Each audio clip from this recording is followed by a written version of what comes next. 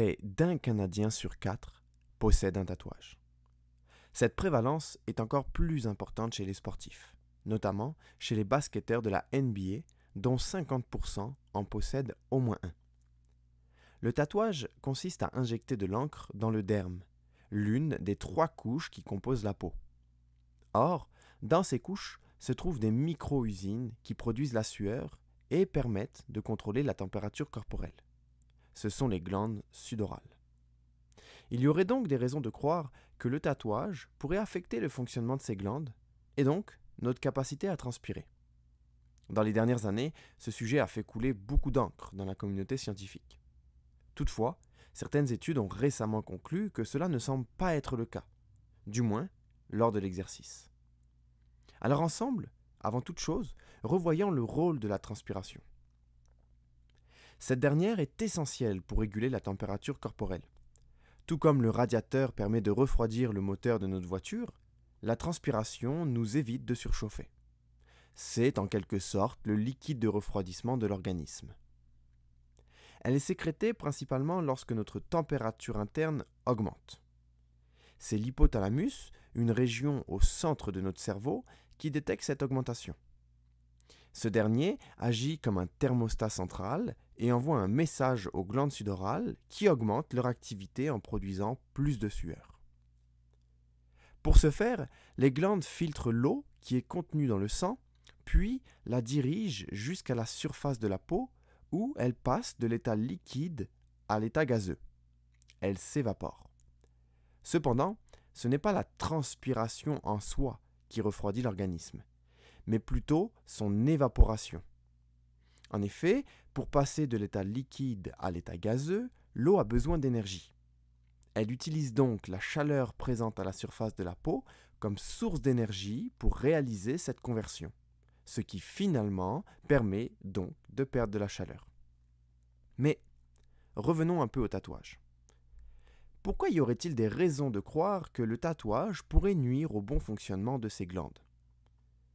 Premièrement, le processus de tatouage requiert l'insertion d'encre dans le derme à l'aide de fines aiguilles qui frappent la peau de 50 à 3000 fois par minute. Bien entendu, cela engendre des micro-lésions qui pourraient directement altérer les glandes sudorales.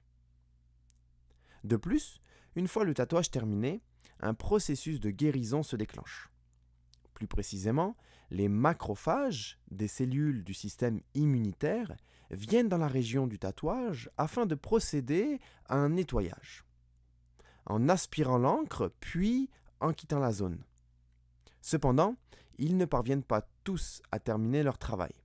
Certains macrophages, gorgés d'encre, restent bloqués dans la région. C'est notamment ce qui explique pourquoi le tatouage devient permanent et perdure dans le temps. Ainsi, les glandes sudorales baignent dans l'encre emprisonnée dans la région, ce qui pourrait également contribuer à altérer le fonctionnement de ces glandes sudorales. En revanche, tout ceci reste hypothétique. Et que disent les évidences scientifiques à ce sujet-là ? Il faut savoir que l'intérêt envers cette question est très récent. Ainsi, il existe peu d'études à cet égard. Pour tenter de répondre à cette question, des chercheurs ont fait pédaler 13 volontaires tatoués pendant 1 heure dans une pièce maintenue à 32 degrés. Les volontaires étaient équipés de capteurs qui mesuraient la température de leur peau. De plus, à plusieurs reprises, la sueur de la région tatouée était collectée à l'aide de tampons absorbants. Afin de vérifier leur hypothèse, il ne restait plus aux chercheurs qu'à comparer les données qui étaient obtenues au niveau du tatouage à celles qui étaient récoltées sur l'autre partie du corps non tatouée.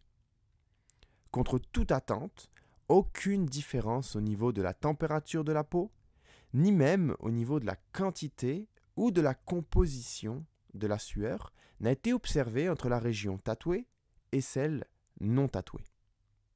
Bien que plusieurs questions restent en suspens, ces résultats démontrent que le tatouage ne semble pas altérer notre capacité à transpirer et donc à bien contrôler notre température corporelle lors de l'exercice à la chaleur. En espérant vous revoir dans nos prochaines capsules, vous pouvez en attendant nous suivre sur Facebook, Instagram et même vous abonner à notre chaîne YouTube. À très vite pour une nouvelle capsule Explique-moi.